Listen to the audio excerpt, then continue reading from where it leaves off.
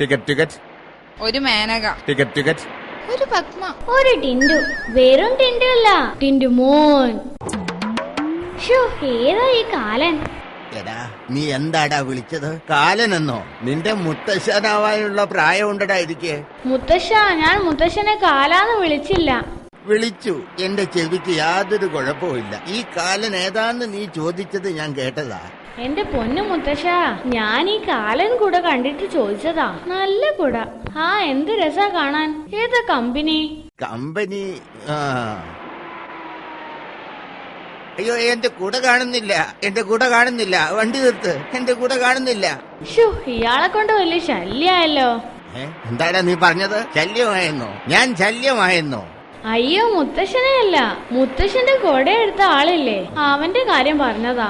Conductor, എന്റെ കുട കാണുന്നില്ല.